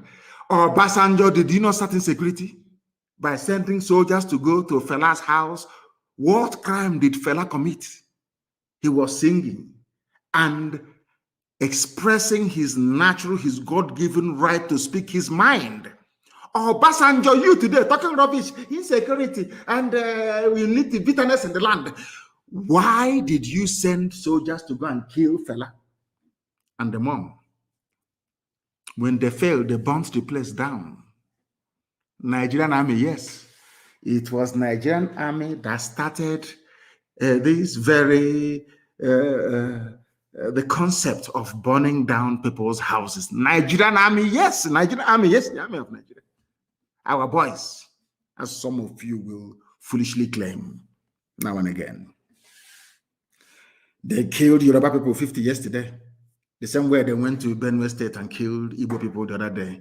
When we go there now to confront them, people say, hey, ESN is here. They are destabilizing the polity. They're talking rubbish. Why is it that when Fulani people are killing people, all of you are quiet? When the people rise up to retaliate, you start talking rubbish. All of you. You start writing to Twitter. Lai Mohammed was upset because he wrote to Twitter on 4 occasions for Twitter to ban my account. And Twitter said no. You don't know that? 4 times they wrote, Ministry of Information and Culture, signed by Lai Mohammed to Twitter, ban Nnamdi Kanu. Twitter said no on 4 occasions. But they called Facebook, Facebook, they have Nigerians working for them. Bribery and corruption, gave them money. Anything you see that is Biafra, pull it down. And the idiot doing work for Facebook, pulling all Biafran posts down in his village in Ibarak, but they have killed 50 people. I can see I can see that hand with which you have used to write that poisonous epistle on the pages of Punch newspaper. You will put it inside your mouth and you become contaminated. Ibaraba is an example. Yoruba land is under siege by the Fulani. And you're writing about the East. I know that Ibagani Adams will do the obvious. They even destroyed the palace of the Oba of Ashigagan, of Igaga land. Oba Adewusi Olaoye. His house was not spared. And the monarch has been whisked away by the bandits. They even took a Yoruba traditional ruler, an Oba in Yoruba land, Fulani. Your friends, your friends in one Nigeria, keeping Nigeria one, moving ahead, yes? They took your Oba. Fulani bandits took your Oba. In the East, you have their soldiers disgracing our traditional rulers, as they did in the coastal region. They know what they're doing. Can they do that thing to an emir in the north? Can they try it? Of course, the answer is no. Because all of you people, you tolerate Fulani Janjaweedism under the guise of one Nigeria. They are flying your flag, green, white, green in front of you, but inside they're destroying you. But you don't know. Very, very sad indeed. It's very difficult to sound presidential or to sound statesman-like when you're discussing Nigeria because the whole place is disgusting. Nigeria is disgusting. They never spoke the language that they're terrorists. Why don't you now come out and say the killing in your state is bad? We are going to treat them in a language they understand. Why not? It's only in the East. And Yoruba journalists, they support this junk coming from these people. That is the reason why they come to your land and they massacre people. Because you support evil. Tinubu has to be president. You people are jokers. That Biafrans are not in IDP camps today or refugee camps is because of the immense work that ESN is doing. And for record purposes, please, ESN is in the bushes and forests of Biafra land. We are not out on the street. All of you trying your best to link ESN with unknown gunmen, you're wasting your time. If you want to know how unknown gunmen were born, go and look at all the atrocities of the Nigerian army and police against young people in the East. You'll understand that. ESN is inside the bush, making it possible for you to sleep at night. ESN is not and will never be unknown gunmen. And without myself excusing the activities of these angry youths that have had their relatives murdered by the Nigerian state, it is the same Nigerian police and army that are complaining today that brought this brutality and lawlessness. And I'll ask them again, what did those people do to you? Onisha, Emene in Enugu, have you all forgotten? Mbama River in Bayelsa. All the massacres you have carried out against young people in the East. What was their crime? What offense did they commit to warrant you to go to where they are praying and kill them? Nobody can answer that question. You think because you have money, you can bribe Reuters and bribe AFP and bribe Sky News and CNN and bribe the Yoruba media and all that rubbish. You silence us, you're mad, you are insane, you cannot do it. There is something called the internet. Even if you ban us here, we go somewhere else. It doesn't matter. Our message will keep going. Our message will keep going. Nigeria will buy over every company in the world, and our message will still be passed down to the people that need it most. ESN is not unknown gunmen and can never be. But we know how unknown gunmen started. Every day you kill people and you go scot-free. Today they have gone to a Joffa's house. They have shot dead a young man there today. When his relatives rise up tomorrow, pick up arms and start killing police, you start talking rubbish. You'll be talking jazz from your stupid, stinking Zoom out. You'll be talking rubbish. Nobody has condemned the killing of a young man in Barrister Joffa's house last night around 2:30 a.m. In fact, this morning, early this morning. Have you written about him? Now, the family of that boy will be asking, what did he do wrong? Did he commit any crime? So his crime is that he's in Barrister Joffa's house and you killed him. Tomorrow, when his brother or sister will pick up arms and start fighting the police, all of you, I don't know how to describe you demons. All of you demons will start talking your usual crap and rubbish. Zoo animals. They came to Joffa's house and picked up people for no reason. Now, Joffa is a barrister, registered with zoo courts and all the rest of it, doing his work as an attorney. What crime did he commit? What was his crime? I'm asking you. You want to kill him because he's Nnamdi Kanu's attorney. These are the people you want to be in the same country with. When they have an issue with you, they go and kill your lawyer. Look at Barrister Okorafo, that exposed the abduction, that exposed the genocide that took place in Obibo. They threw a hand grenade into the mother's car and blew the woman up. Okorafo went to go and bury the mother. They came there and they shot him as well. Luckily, he managed to escape with a bullet wound on his foot, his right leg. Are you aware of it? Tomorrow they say, our police are being attacked. Our army are being attacked. All that rubbish. When your army is busy attacking innocent people, all of you demonic animals in the zoo called Nigeria, you call...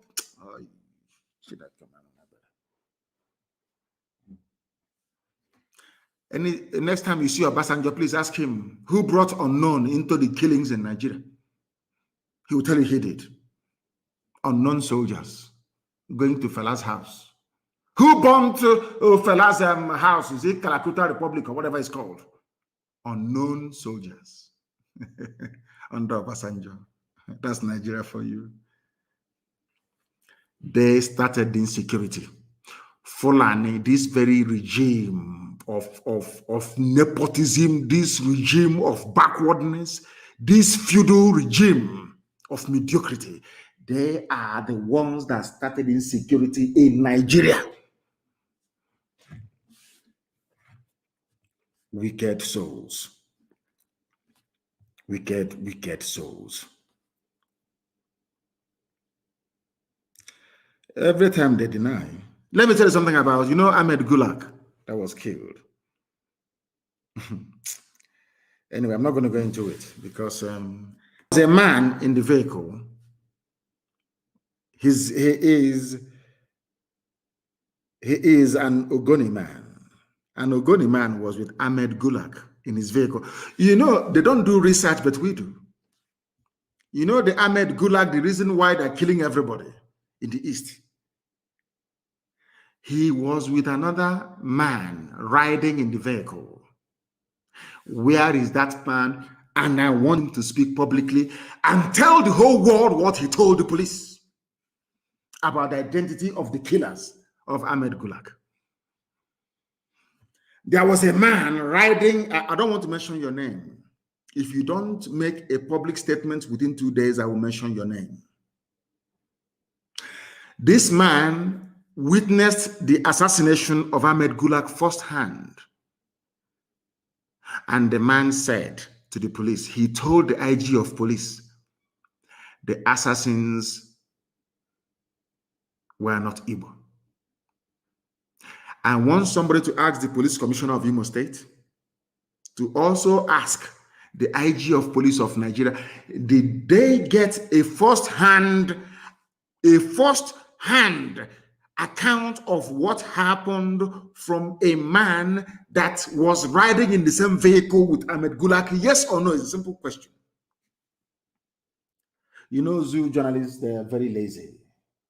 I want them to go and ask the IG of police, was there any man riding in the same vehicle as Ahmed Gulak when he was killed? Did that man give you a statement? And what did his statement say? I am telling the world today that the man told the IG of police that those that killed Ahmed Gulak are not Igbo people. True or false? But all of you are busy writing rubbish. Daily Post, all these idiots writing junk. You think you want to stifle Biafra. You think you want to delay the coming of Biafra. You think you can stop Biafra from coming, but you're wasting your time. The more you write rubbish, the more your village is being taken over by Fulani people. Hausa people, remember when you used to be called Hausa Fulani? We Hausa Fulani, but Fulani, they went to Kebbi State and slaughtered Hausa people. But they're doing Hausa Fulani as brothers. We Hausa Fulani, but in Kebbi State, Hausa people were murdered by Fulani. You people don't learn anything. As I said, there is something wrong with the brain of black people, especially those of you from Nigeria. There is something definitely wrong with your brain. I'm telling you the truth. You are not normal. You can never be with the way you reason.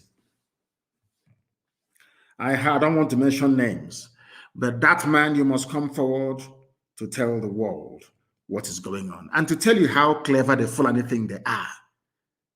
You know, Britain helped them to suppress Biafra by denying Ojukwu access to world media then.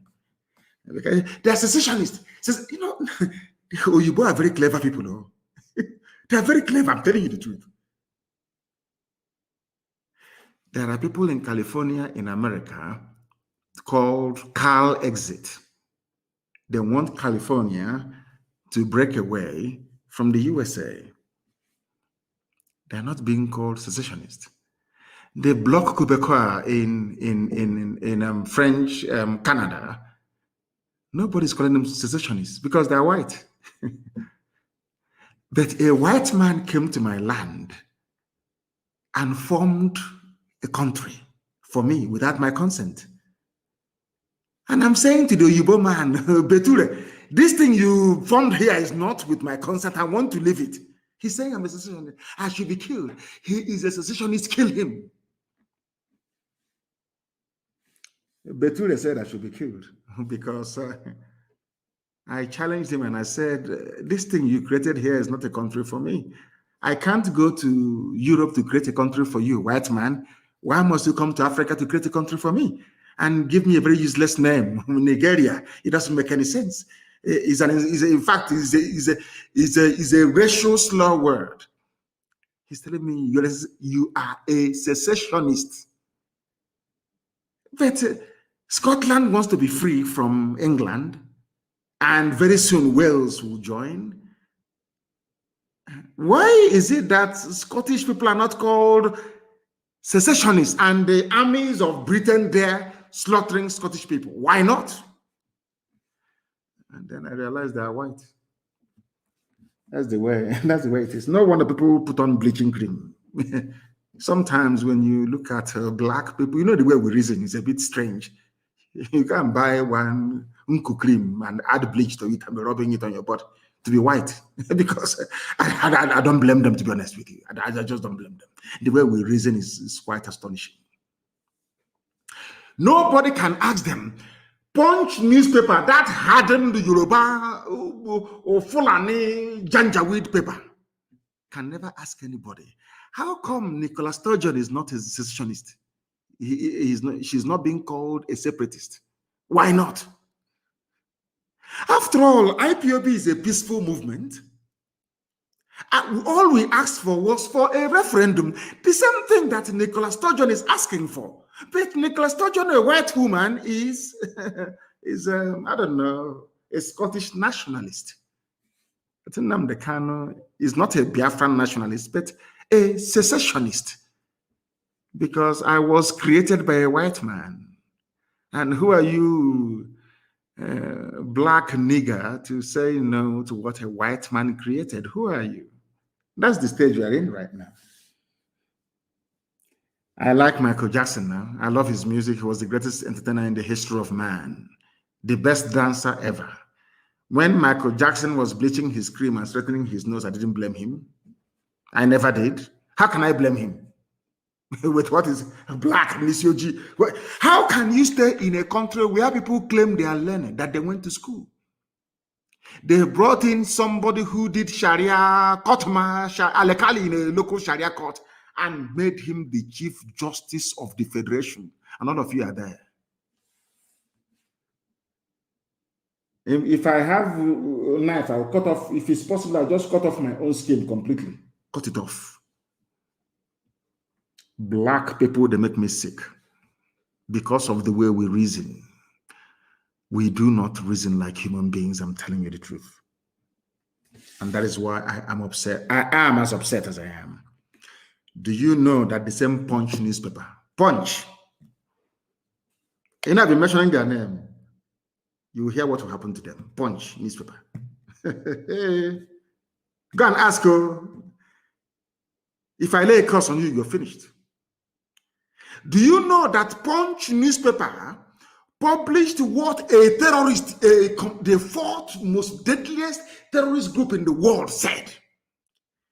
Secessionists, not headers, responsible for security crisis. A terrorist saying that people who are seeking, they don't even want to say that we are a group of people seeking self-determination. No, it's not for you. You're black. A white man created Nigeria. A white woman named it, gave it the name that it's bearing today. Who are you, a black nigger, to go and change it? Who are you? You're black, you're a nigger. So that is why you're a secessionist. Not somebody who is agitating for self-determination. Unbelievable. Miet Yala said that people asking for freedom are responsible for security crisis, not them. But they are in Benue State slaughtering people. The same people, Miet Yala said that Benue is theirs by right of conquest. No DSS invited them. But today, DSS invited Fadam Baka. And some of our people are clapping. You know, the foolishness. I mean, I don't know what is wrong with some people, you know. Mbaka is a cleric. Gumi is a cleric. I won't call him Sheikh because he's not Arab, so I can call him a Sheikh. Gumi is a cleric. Quran, a scholar of the Quran. Gumi can go and sit down with murderers and killers and rapists and discuss with them. Nothing will happen to him. Father Mbaka only criticized the government and they invited him. And that is the type of country that you want me to be in with you people. You must be joking. You must be joking. Our land is under siege because we are in a state of war, undeclared war.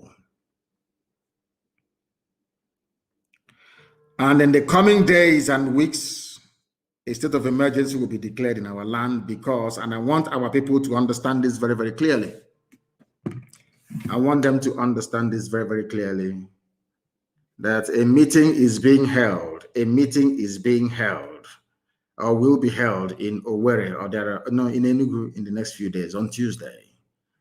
I think they said that their defense minister is coming to address them with some governors and some politicians from the East. Is coming to address them. Very, very sad indeed.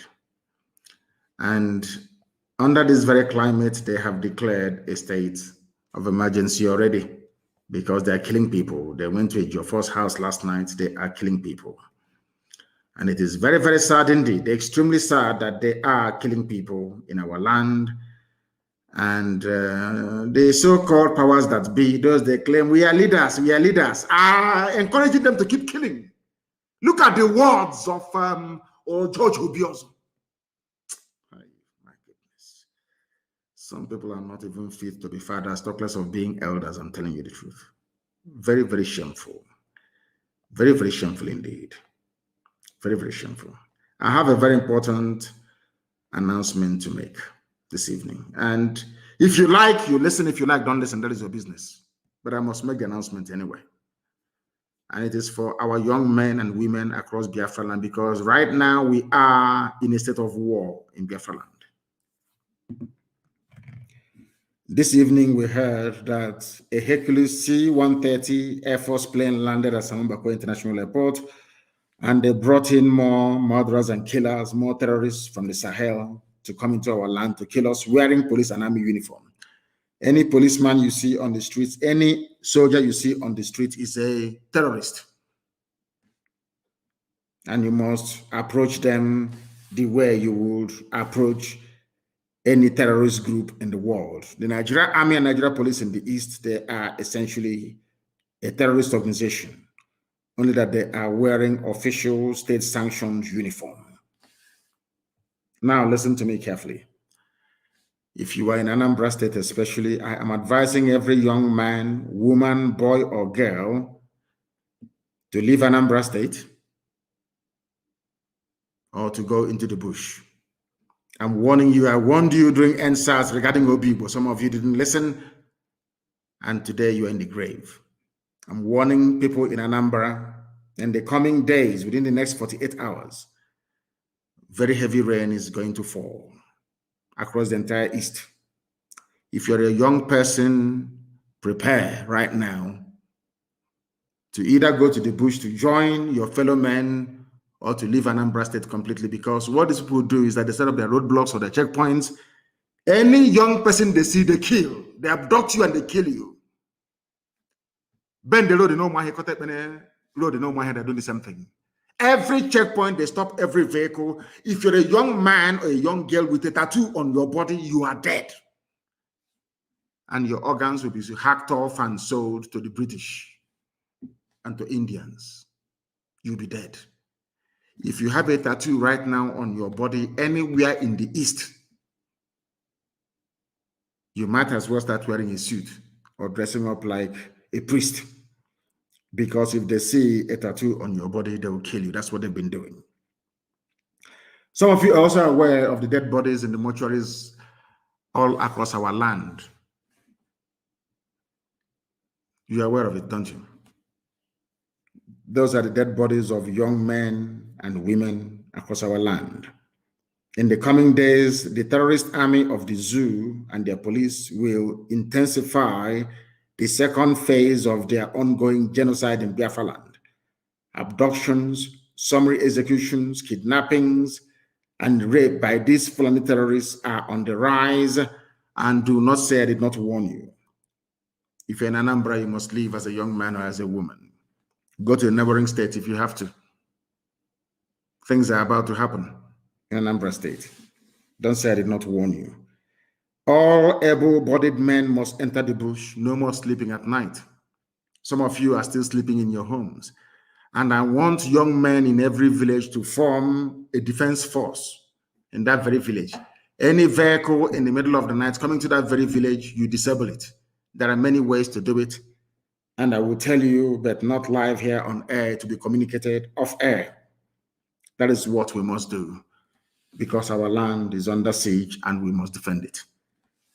And with that, we have come to the end of our presentation this very day. And I thank you all for listening. And for those of you, the Twitter staff that are listening to us this evening, I want to tell you something that maybe the whole world knows, but Garba Shehu would not confess to knowing about, is this. You may call Biafra a secessionist, whatever you like, from now till the kingdom come. It doesn't make any difference to us. Because to us, Biafra is not just a nation, it's not a country, it's not a home. It is our religion. The same way people die for Christianity, people die for Islam, is how we are dying for Biafra. Biafra is our religion. The sooner our enemies understand this, the better for everybody. We cannot give up. Biafra is our religion. Here on radio, Biafra is where we worship. Because Elohim is our God. I thank you all for listening this very evening. Until next time, from me, from here, it is good evening.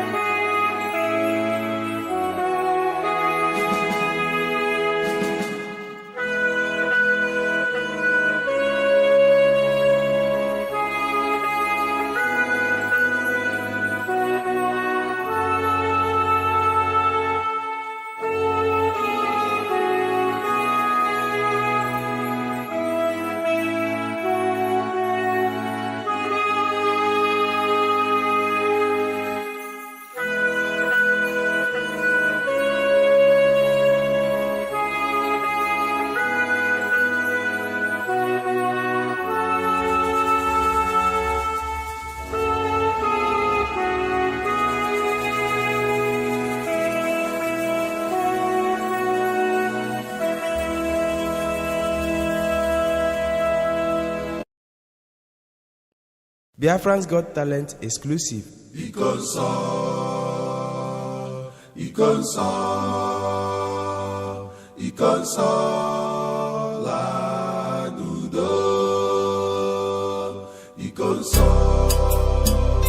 As we continue to mourn the very great and gallant hero, Ikonso, which means the chalice of God, the Holy Grail himself.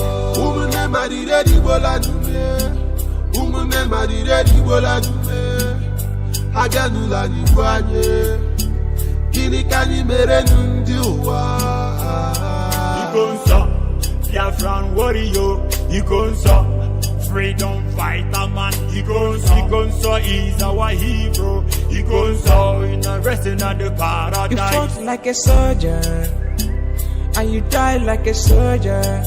You never betrayed our motherland. Your legacy lives on. You are a gallant soldier, a fervent soldier, benevolent soldier. My brother, you will live on. Ikonso, you will live on. Ikonso, Ikonso, you are a hero.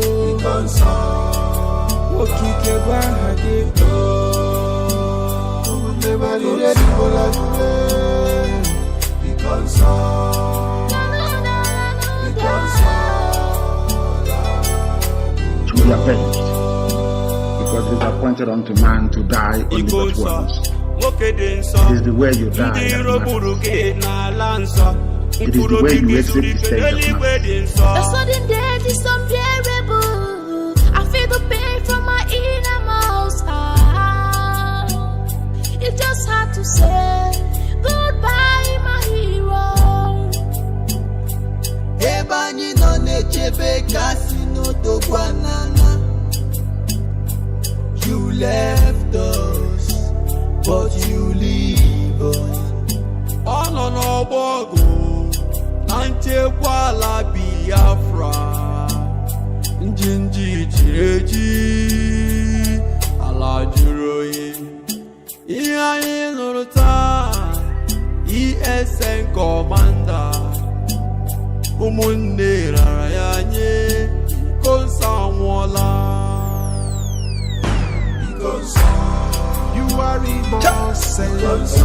You offended nobody, but they choose to kill you. And I ain't waiting for you. You offended To restore the nobody, for but they choose to kill you.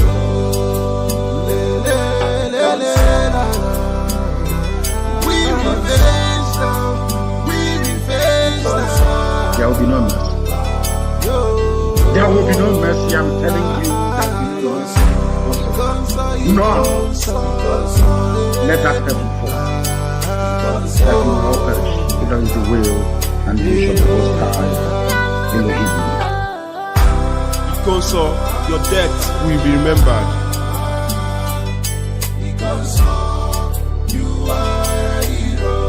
As Biafrans mourn you, the whole world mourns you too. It really pains my heart that you are no more. You are a hero. The shock can never go out from my heart that you are no more. Continue fighting. You are a hero.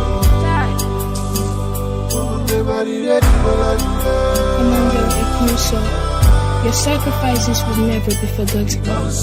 We will get Biafra for you. Reincarnate soon. And the council will be avenged without apologies to any idiot wherever in the world. And work is ongoing to that effect. And we're not going to stop until the heads are complete. 2,000 of them.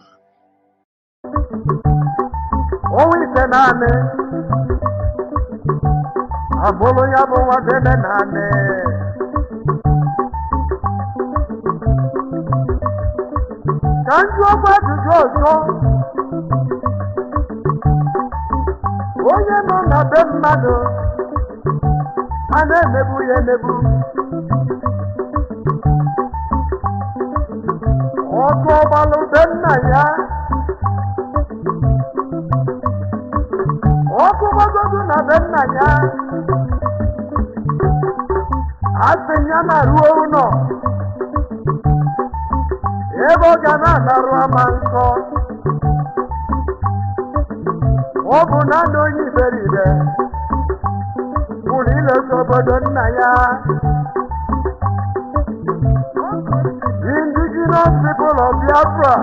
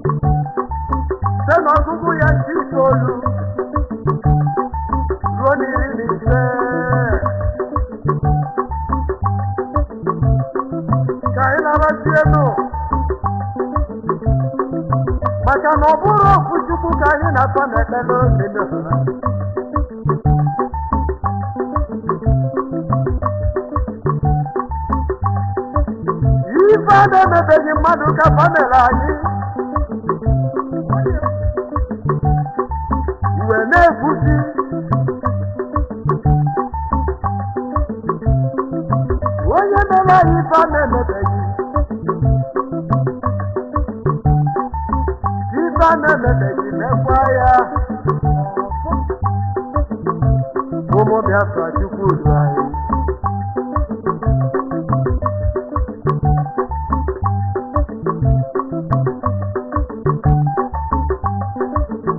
Obodo niile jikọrọ aka wee taa one Nigeria.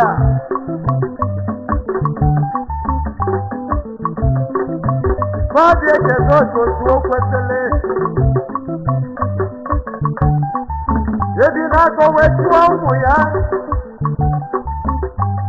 A ga-eme unu gbole unu wee mara ife. Ike kasịrị wee mara ife wee zaa nna ya. Ozugbo a na-ebiri ime ka ya na-amara ife.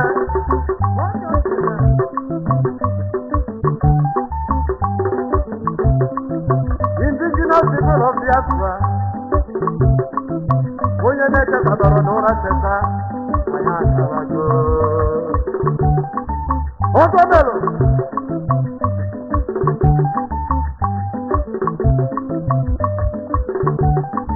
Ọ bụ ole ndị ka anyị amala? Ya ọ bụ di, babụlugodi, ichefe nwere, mana agbara okwu, aga eme ga-eme. Ole ndị si Biafra amala?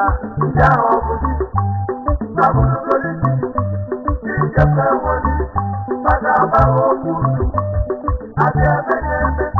Ọ bụ ụwa na-ekwu okwu, Igbo tụrụ ilu, na nwanụ kwemba, ọ na-be ndị nwe ya, Nigeria bye-bye no, ya bụrụ ala gboo.